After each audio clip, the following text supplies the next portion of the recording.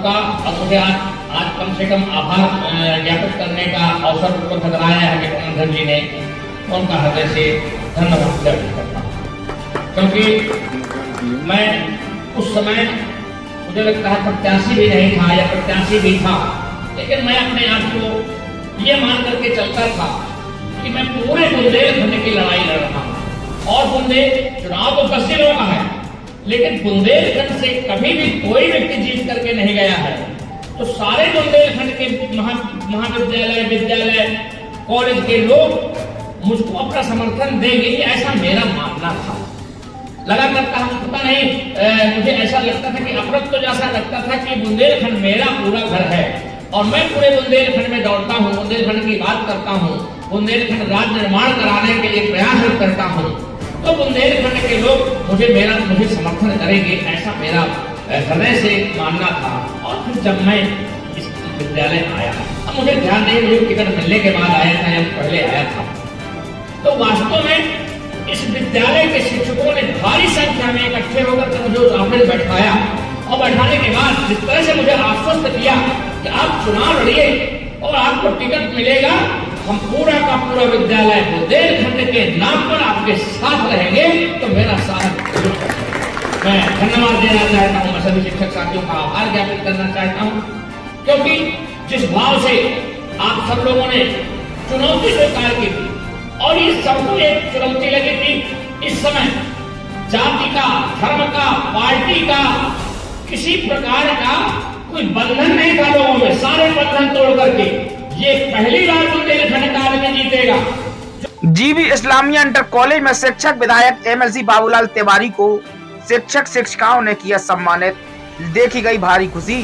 बता दें कि कुलपहाड़ नगर के जीबी इस्लामिया इंटर कॉलेज में शिक्षक विधायक एमएलसी बाबूलाल तिवारी को शिक्षक और शिक्षिकाओं ने सम्मानित किया है। तो वहीं बाबूलाल तिवारी ने सभी शिक्षक शिक्षिकाओं का आभार प्रकट करते हुए मुसीबत के समय में साथ खड़े होने का वादा किया है। तो वहीं बताते चले कि कुलपहाड़ नगर के प्रथम आगमन पर बाबूलाल तिवारी ने क्षेत्र के सभी शिक्षक और शिक्षिकाओं का आभार प्रकट करते हुए कहा कि आप लोगों के प्रयास से ही पहली बार बुंदेलखंड का कोई एक व्यक्ति शिक्षक विधायक एमएलसी बनकर पहुंचा है, और कहा कि सूबे की मुखिया योगी आदित्यनाथ बुंदेलखंड को लेकर खूब उत्साहित हैं। तो वहीं बाबूलाल तिवारी ने कहा कि मैं हमेशा शिक्षक और शिक्षिकाओं की आवाज को सूबे के मुखिया योगी आदित्यनाथ तक पहुंचाता रहूंगा और मेरा पूरा प्रयास रहेगा कि जैसे किसान सम्मान निधि, वृद्धा पेंशन, विधवा पेंशन मिलती है, वैसे ही शिक्षकों को भी सम्मान के रूप में कोई एक पेंशन लागू हो, ऐसा मेरा प्रयास है और मैं चाहता हूं कि इस प्रयास को जल्द से जल्द पूरा करूं। यह कार्यक्रम कुलपहाड़ नगर के जीबी इस्लामिया इंटर कॉलेज में रखा गया।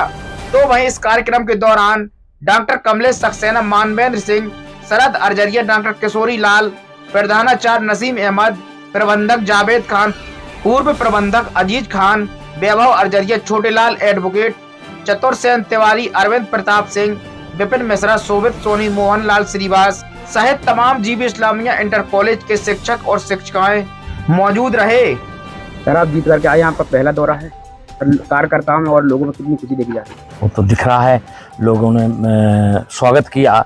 हालांकि मैं आभार व्यक्त करना चाहता हूं, क्योंकि इन्हीं शिक्षकों ने हमको स्वागत करने योग्य बनाया है, तो मैंने इनका आभार व्यक्त किया। उत्साह तो देख ही रहे हैं, प्रबंधक जी हमारे अत्यंत उत्साहित हैं, यहाँ के शिक्षक हैं और सब लोग जो है अभी अपने एक सभा के रूप में उन्होंने स्वागत करने का काम किया। हमने सबका आभार व्यक्त किया और उन्होंने यहाँ उत्साह के कारण ही तो भोजन की व्यवस्था, जलपान की व्यवस्था करने का काम किया है, तो देखा जा सकता है। सर, बुंदेलखंड में शिक्षा वित्तीय निधि को लेकर के कई सवाल उठते हैं, इस विषय में सर कोई प्रकाश डालेंगे? नहीं, वित्तीय निधि नहीं, और ये है कि जो सुवित्त पोषित विद्यालय हैं और जो वित्त विहीन विद्यालयों के शिक्षक हैं, उनका वह भी हमारे समाज के ही अंग हैं। जैसे हम अन्य लोगों की व्यवस्था करते हैं, वैसे इनकी व्यवस्था करें ताकि शिक्षा अच्छी हो और इनका स्टैंडर्ड ऑफ लिविंग अच्छा हो, और जब इनका रहन सहन अच्छा होगा तो निश्चित रूप से अच्छी शिक्षा होगी। तो शिक्षा की सुदृढ़ व्यवस्था के लिए इनका जीवन सुदृढ़ होना बहुत जरूरी है। सर, अध्यापकों को पेंशन बड़ी सताती है। हाँ जी। नहीं, पेंशन की टेंशन वाली बात तो देखो आप सब समझ रहे हैं। जो ये नई पेंशन योजना है, इसमें भी अभी जमा नहीं किया था लोगों ने, जो 10% जमा करना था वो अभी नहीं जमा हुआ। लेकिन अभी मैं गया था तो 50 लाख रुपया मैंने वहाँ से प्रयागराज से रिलीज कराया। और उन्होंने अभी आज ही मेरी बात हुई, वित्त नियंत्रक है प्रसाद साहब, उन्होंने कहा जिस दिन मेरे यहाँ पैसा आ जाएगा उस दिन मैं पूरा NPS का पैसा आपके यहाँ भिजवा दूँगा। सर राहुल गांधी को सर 2 साल की सजा हो गई है, उसके बाद सर अखिलेश यादव कह रहे हैं कि मुझे भी कहीं ना कहीं जेल भेजा जा सकता है। भाई ये तो बहुत, अब यह उन लोगों से पूछा जाए अगर वो जैसा कुछ कह रहे हैं। हम तो अपने शिक्षक राजनीति और बुंदेलखंड क्षेत्र की इस राजनीति में लगे हुए हैं, और अभी हमें इतना समय भी नहीं मिला ज़्यादा कि उसका अध्ययन कर सके। बिना अध्ययन करे कुछ बोलना नहीं चाहिए। सर क्या संदेश दे के जाएंगे? संदेश दे करके जाएंगे कि हम सब लोग नहीं, ये है कि एक बार अब हमको अवसर मिला है कि हम शिक्षक विधायक बने हैं पूरे बुंदेलखंड में और पूरे क्षेत्र में, ये खुशी की लहर है। निश्चित रूप से इसका प्रतिफल देना चाहिए, उनके लिए काम करना चाहिए। जो उत्साह से आपको वोट दे करके विधान परिषद भेजे हैं, तो उनकी आशाओं के अनुरूप काम करने के लिए हमें संघर्ष करना चाहिए। सर समय समय पर विपक्ष के नेताओं द्वारा एक समान शिक्षा की बात की जाती है, सर क्या कहना चाहेंगे? सर कहते कि एक समान शिक्षा नहीं, आपको बता दें कि न्यू एजुकेशन पॉलिसी 2020 आ चुकी है और उससे सारी शिक्षा एक समान होने जा रही है। आपको बताएं, बड़ी खुशी होगी, बहुत ऐसे लोग हैं जो हाई स्कूल पास नहीं कर पाए। हाई स्कूल हजारों लाखों करोड़ों प्रतिभाओं को खा गया, क्योंकि मैथ हुआ करती थी, तो मैथ ने करोड़ों लोगों को आगे नहीं जाने दिया 10 से। अब कम से कम हाई स्कूल ये बोर्ड नहीं रहेगा, ये जो हुआ नहीं रहेगा, तो कम से कम लोग हाई स्कूल पास करके इंटर तक तो पहुंच जाएगा ना। इंटर के बाद तो BLED कर सकते हैं, BTC कर सकते हैं, LLB कर सकते हैं 5 इयर्स। इस तरह के कहीं ना कहीं उनके रास्ते खुल जाएंगे। चुनाव जिता के भेजते हैं, लोकसभा में चुनाव जिता करके भेजते हैं, और ये प्रयास करते हैं कि हम जिसको जिताएंगे वो हमारे क्षेत्र के लिए, हमारे लिए कुछ न कुछ करने का काम करेगा। मैं पूरे विश्वास के साथ कहता हूँ, विश्वास करना भी चाहिए। अभी तो अप्रैल है, मैंने अभी आज भी पता लगाया था, मार्च 30 मार्च के आसपास असल में शासन की ऐसी व्यवस्था होती है कि जो विधायक निधि है, बुंदेलखंड निधि है, ये सब मार्च लास्ट में 31 तक आएगी। नहीं तो मैं आज ही कुछ घोषणा करके जाने वाला था कि यहाँ से सबसे पहले मुझे ताकत मिली थी, उत्साहित किया था, तो मैं इस विद्यालय के लिए निश्चित रूप से जो मुझे बन पड़ेगा, प्रबंधक जी से मैं बात करूंगा, और जो कुछ होगा मैं करने के लिए पूरी तन्मयता के साथ इसके लिए मैं तक संकल्पित हूँ। रही बात आज डॉक्टर साहब ने बताया, पूरी शिक्षा व्यवस्था अगर सरकार चाहे मिले तो इस देश की शिक्षा व्यवस्था सरकारी विद्यालयों से कभी नहीं हो सकती पूरी। आप देखिए, एक GIC पूरे जिले में हुआ करता था, कुछ अनुदानित कार्य हो जाते थे। आप कल्पना करिए कि अगर ये प्राइवेट संस्थाएं, प्राइवेट व्यक्ति, अब तो सरकार भी PPP मॉडल पर कार्य चलाना चाहती है, अगर ये लोग नहीं आए होते तो आप कल्पना करिए दूर के गरीब क्षेत्रों के बच्चे शिक्षा कैसे प्राप्त कर पाते। लेकिन कहीं ना कहीं उसे हमने खाका बना लिया, हमने सोचा ना होता तो हम कैसे कहते। हम तो कहने जा रहे हैं, सरकार से निवेदन करेंगे कि सरकार जैसे निराश्रित विधवा पेंशन दे रही है, जैसे अन्य योजना से लोगों का पेट भर रही है, भूखों नहीं जगह सोने दे रही है, इसके लिए प्रयास कर रही है कि कोई भूखे न सोए, जैसे किसान निधि दे रही है, सम्मान निधि दे रही है, इसी तरह से हमारे शिक्षक साथियों का कोई ना कोई सम्मान निधि तय करने का काम करें, तो हमारे शिक्षकों का भी स्टैंडर्ड ले, उनके भी एक सम्मानजनक जीवन व्यतीत करने में वो कामयाब होंगे।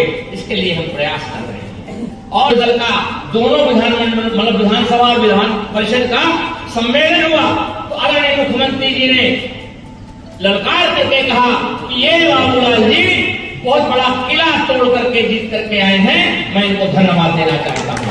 तो पूरे सदन ने एक बार में पूरे सदन में मेरा परिचय करा देने का काम उन्होंने जो किया, मैं उनको नतमस्तक हूँ, उनका आभार ज्ञापित करता हूँ। और सबकी ओर से, बुंदेलखंड की ओर से उन्होंने ललकार करके कहा था कि इस बार बुंदेलखंड का व्यक्ति मैं लड़ाऊंगा, और क्योंकि बुंदेलखंड से कभी कोई MLC जीत करके नहीं पहुंचा है, पार्टी पहली बार चुनाव लड़ाने जा रही है, तो पहली बार बुंदेलखंड के किसी व्यक्ति को चुनाव लड़ाएंगे। और ऐसा उनका मानना भी था, ऐसा उनका विश्वास भी था कि बुंदेलखंड के लोग निश्चित रूप से एकता का परिचय देने का काम करेंगे, इकट्ठे होने का काम करेंगे और एकमत होकर के उनके प्रत्याशी को जिताने का काम करेंगे। आप सब लोग पूरा क्षेत्र आदरणीय मुख्यमंत्री की धारणा के अनुरूप सफलता दिलाने का काम किया, खरा साबित होने का काम किया। मैं माननीय पार्टी की ओर से, माननीय मुख्यमंत्री जी की ओर से आप सबका हृदय से आभार व्यक्त करता हूँ। मैं वहां की मीटिंग में था, ललितपुर की दिशा की मीटिंग में था, कलेक्टर बैठे थे, सांसद बैठे थे, तो मैंने कहा था मैं उच्च शिक्षा से आता हूं और मैं कभी बूटा का महामंत्री हुआ करता था, प्रेसिडेंट शिक्षक छात्र संघ का था। आज मेरे विश्वविद्यालय में मुझे तनख्वाह मिलना हो, एरियर मिलना हो, लोन लेना हो और पेंशन मिलना हो।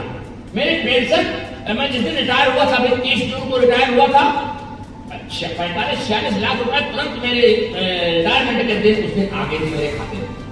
अभी कल मुझे पता चला, क्योंकि चुनाव में मैंने पेंशन के कागजों में हस्ताक्षर किए, कल पता चला कि कल मेरी पेंशन भी आ गई। अब देखिए उच्च शिक्षा विभाग ने कहीं भी पेंशन के लिए, पैसा देने के लिए, रिसोर्ट मांगने के लिए या डिले करने का कोई काम नहीं किया।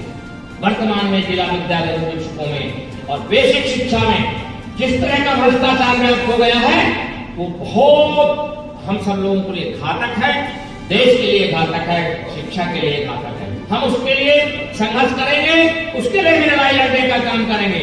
और चूंकि पहले से पता नहीं कैसी व्यवस्था थी, अगर इंटर कॉलेज में एक दिन अध्यापक, अनुदानित कार्यों का अध्यापक अगर उपस्थित हो जाता है तो 50,000 रुपए लग जाते हैं। लोन लेने जाता है तो रिश्वत सकती है, मान्यता लेने जाता है तो पैसा लगता है। बहुत इस समय वहां रिश्वत का बोलबाला है और खुले मन से कहता हूं, जितने जिला विद्यालय निरीक्षक थे ये सब बिके हुए थे। चुनाव जो जीता गया है वो ये मान करके चलिए, वो इंटर कॉलेज को जिला विद्यालय निरीक्षक प्राइमरी लिख देते थे और हमारा वोट काट देते थे। आखिरकार 700 वोट का क्यों होगा? कारण क्या है? क्योंकि जो 18 साल से जीतते चले आए थे और 18, 12, 30 साल से जो काबिज थे, उन्होंने इतनी जड़ें जमा दी थी कि जिला विद्यालय निरीक्षक को कह के रखा था कि दूसरे के किसी की वोट न बनने देना, उन्हीं के केवल वोट बनेंगे, उन्हीं के केवल वोट पड़ेंगे, वो जीत जाएंगे। लेकिन मैं धन्यवाद ज्ञापित करूंगा यहाँ के भारतीय जनता पार्टी के लोगों को, नेताओं को, मुख्यमंत्री जी को। जब उनको मैंने बताया कि यहाँ ऐसी व्यवस्था हो गई है, ऐसा भ्रष्टाचार हो गया है, तो आए उनसे लोग आए और विश्वास करिए मेरा 1300 वोट काट करके रख दिया था उन्होंने। अगर वो 1300 वोट दोबारा नहीं बनता तो फिर ये तो शिक्षकों का नाम, हम 650 वोटों से आगे हुए थे पहली बार, कहां से आता हो? तो इतना बड़ा भ्रष्टाचार की जड़ें नीचे तक जमी हुई हैं। आप सबके सहयोग से, क्षेत्र के सहयोग से, भारतीय जनता पार्टी के सहयोग से और अन्य प्रतिनिधियों के सहयोग से, बुंदेलखंड के प्रत्येक जनता के सहयोग से हम इसको उखाड़ करके फेंकने का बीड़ा उठा रहे हैं। विधान परिषद के सदस्य, हम सभी के मार्गदर्शक आदरणीय श्री बाबूलाल तिवारी जी, पूर्व जिलाध्यक्ष भाजपा प्रदेश कार्य समिति के सदस्य, हमारे हर कार्य को बड़ी कुशलता से, हमारे हर कार्य के प्रति निगरानी रखने वाले हमारे मार्गदर्शक आदरणीय डॉक्टर कमलेश सक्सेना जी, हमारे भारतीय जनता पार्टी के वरिष्ठ नेता आदरणीय शरदेंदु अर्जरिया जी, मोहनलाल श्रीवास जी, आदरणीय किशोरीलाल चाचा जी, प्रिंसिपल साहब, आदरणीय अजीत चच्चा जी, उपस्थित भारतीय जनता पार्टी के सभी कार्यकर्ता बंधु। तो हम लोग जितने भी हमारे कार्यकर्ता थे सभी उत्साह से भर गए कि ऐसा व्यक्तित्व जो काफी समय से भारतीय जनता पार्टी के कार्यकर्ता के रूप में अनवरत हम लोगों के साथ कार्य भी कर रहे थे और साथ ही आप शिक्षक जगत में बीकेडी जैसे महाविद्यालय के प्राचार्य भी रहे। हम लोगों का सौभाग्य था कि आप जैसा प्रत्याशी पार्टी ने हमें दिया और हमारे समस्त कार्यकर्ताओं और शिक्षक बंधुओं ने मिलकर एक योजना बनाई, उस योजना के तहत कार्य किया और सभी का इतना बढ़िया सहयोग मिला कि जिसके लिए मैं सभी को हृदय से धन्यवाद देता हूं। आदरणीय भाई साहब का आज हमारे कुलपहाड़ मंडल में, कुलपहाड़ नगर के विद्यालय में आगमन हुआ है। मैं पूरी भारतीय जनता पार्टी परिवार की ओर से आपका हार्दिक स्वागत, वंदन, अभिनंदन करता हूँ।